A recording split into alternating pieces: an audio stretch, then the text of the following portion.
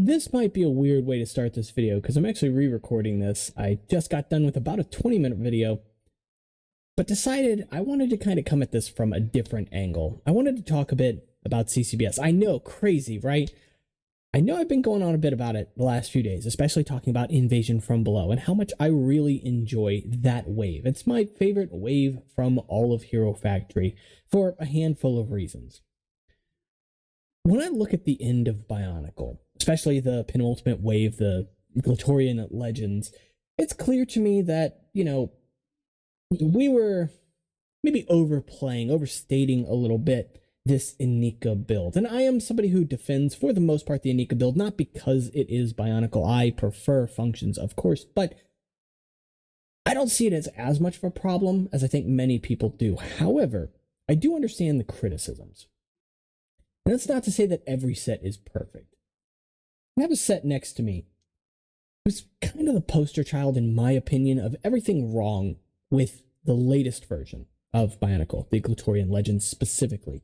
Many of the sets from that wave do have a lot of similarities with each other, but this one suffers the most, in my opinion, in that really doesn't introduce that much new. If you had bought this set, if you had went out of your way to get this, you were paying as much for this as you were paying for a Matanui. But with this set specifically, you got 3 new exclusive pieces. Well, you got duplicates at the very least of this sword, which is a cool looking piece, admittedly, and the armor is nice, finally getting in white. The helmet is a wonderful design. In fact, one of my favorites from this entire line. But as cool as these snowflake shields are, they could have been recolored, or even seen the galley armor from the year before.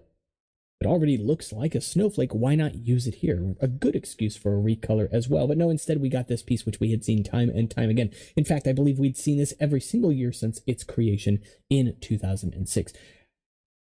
The thing with Gelu, he's sort of the exception rather than the rule. When I look at sets like Matanui, like Akar, they introduce, 9 pieces often that are brand new to those sets, and in many cases exclusive to them as well. And so when I look back at CCBS and I look at Hero Factory, it was a bold change in 2011 during the Ordeal of Fire, which is arguably the worst wave from Hero Factory, but I think it suffers mostly because A, CCBS was new at this point, and also B, that was such an investment, a heavy investment into these parts, into this new, brand new figure building system. But it's where I derive my problems. The subject of this video, put simply, is that CCBS feels like downloadable content. Now, hear me out for a minute. I talk ad end about Bionicle. I've made a channel about it.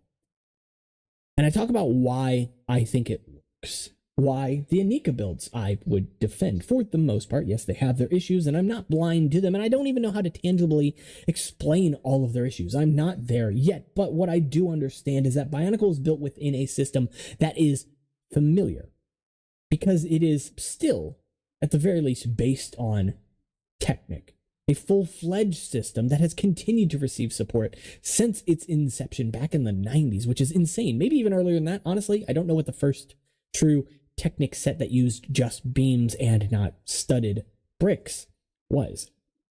That's something for me to learn.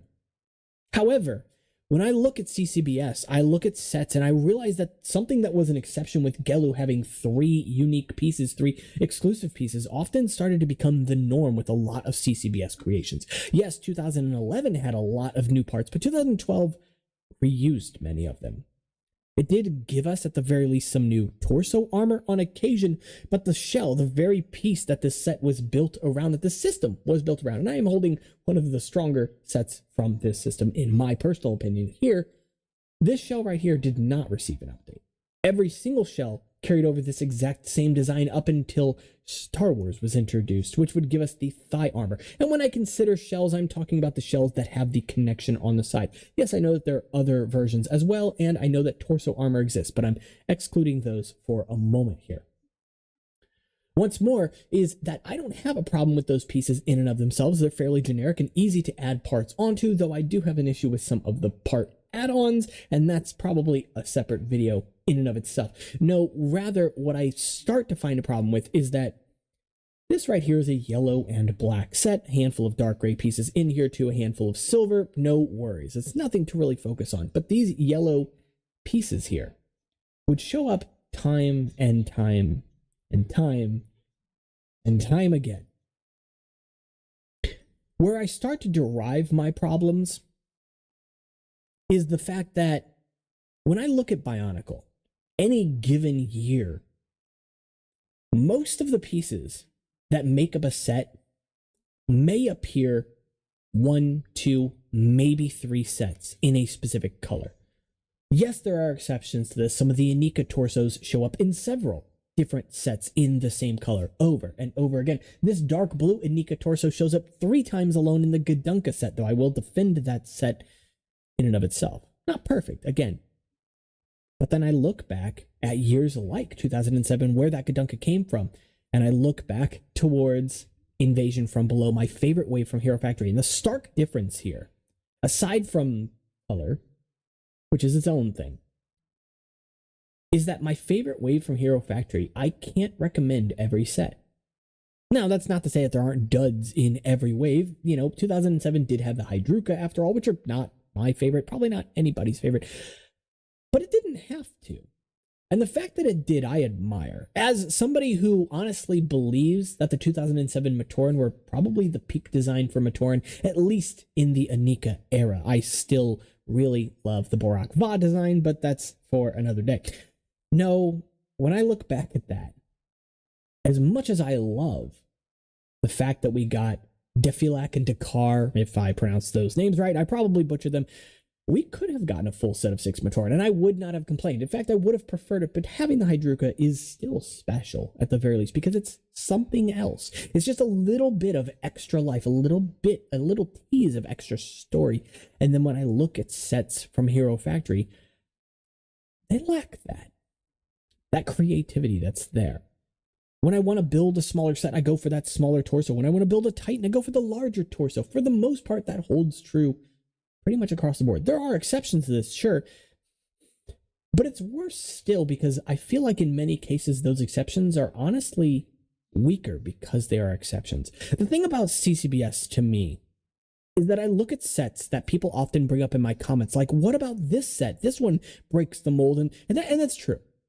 A lot of people bring up Scorpio or whatever his name is and say he's a great set because he's a creature built in this character and creature building system that I often tout as not really being a creature system. But then I look at that set and I don't see it. It has interesting pieces, sure, but the set is honestly kind of a mess, at least in my opinion. I'd open it up for you, but this is unscripted, and so I did not have that prepared, and of course I can't edit it in yet. Don't have the computer for that. Hopefully soon. Here's the thing, though. It's not that I despise Hero Factory, because I don't. I'm glad that it exists. I do like it, and again, I love Invasion from Below, and I love other themes from that line as well. I realize I'm using the wrong terminology there. Other waves from that theme as well. I recently got my hands on Dragon Bolt, and I found it quite lovely, as simple of a build as it may be. It's just that nothing to me from Hero Factory rises to the same highs of Bionicle, even in Bionicle's later years, which are not my favorite. When I look at builds like Icarax, for example, which is, again, not my favorite. It is one of the sets that I go on about. I don't really care for it. But I have to say that the build, at the very least, feels more solid than many of the Titan builds from Hero Factory. And I look at Witch Doctor, another set that many people hold in high regard, and it feels like a mess. I'm going to be honest.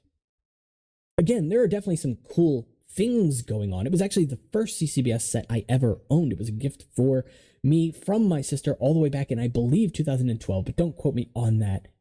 And so I have a bit of a soft spot for Witch Doctor, and he looks cool for what it's worth. Had a wonderful design for that mask, at least at the time, the first real skull-like mask that we got from anything even closely related to Bionicle. I, myself, still being a Bionicle fan back then, and not having experience with Hero Factory sets.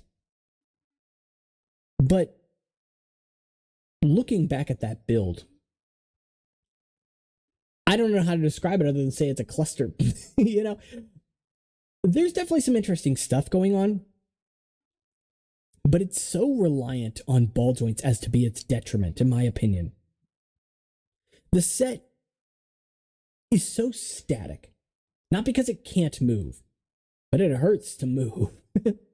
And it's crazy, especially if you're someone who leaves your sets on a shelf to display. You know how dusty a ball joint can get over time and how that just gums up that system. Now imagine having 3 of those ball joints in one hip in line. You start to realize that there's a problem going on here. That was the solution for that set with 39, I believe, of those ball joints in the set. Again, don't quote me on that. I looked that up the other day.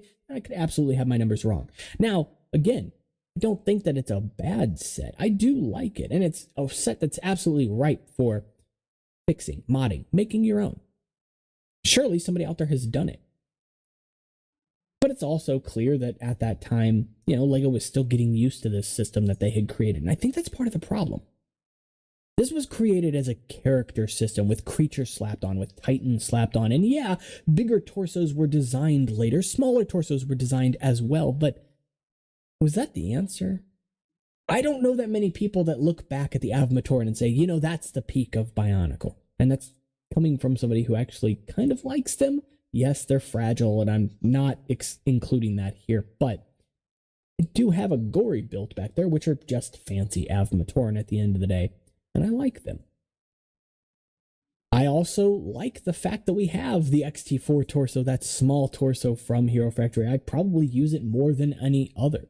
And I do find that the sets that use it, especially Titan sets that are able to work it in a kind of intricate way, it's quaint, it's nice. There's something about it that I do enjoy. CCBS is phenomenally weird. Even when I look at Bionicle's reboot back in 2015, I have to admit that it's still CCBS with a gearbox tacked on. I do think it's going in the right direction, sure, especially for Bionicle, specifically in 2015. I have gripes with 2016 as well. And I can still look at sets like Waspix here, who I quite adore. I think this is a fantastic build overall. And the color scheme here is good. The color, layout is good, the blocking of it, etc. Another point that I made in the previous video that I recorded talked very specifically about the types of joints from the CCBS line, because many sites will list these as different things, but when we look at CCBS, fundamentally, we break it down to 2 different kinds of joints. A type B and a type A. What you call them, I don't know, but this is going to be basically a knee joint or an elbow joint, let's say, and a wrist joint, for lack of a better term. What gets me, though, this doesn't need to exist. I'm happy that it does, don't get me wrong, but it is an investment here. If you think about it, every mold costs LEGO a decent amount of money, and what does this do? Well, it limits side-to-side motion. Is that necessary? I guess it depends on what you want to use it for. But here's the thing. The ball joint here has friction, and if you build a set that's large enough to collapse, that might be an issue with the ball joints themselves. So, assuming you built a set that's not going to collapse under the weight of that ball joint alone, there's this much movement available in one of these joints. And so I ask myself, that exists. So why can I do this? It gives me the same or roughly the same range of motion. I'm not going to get out a, compass and try to measure that. But why? Here's the thing. I don't think these are bad. I'm happy that they exist. And in some cases, they exist in exclusive colors. Maybe. I don't know if I can name any of them. Well, light gray, for example. But it's a whole family of parts that doesn't need to exist. Yes, when you put the 2 gray pieces together that I showed off, it does mean that there's side-to-side motion there. But again, assuming that you weigh your character correctly, you take into account the fact that, yeah, that ball joint can give at any time. Does it matter that it can move side to side? I would argue not. The thing about CCBS that bothers me is that it is fundamentally not a LEGO system. That's the thing. It's the most LEGO of maybe action figure systems.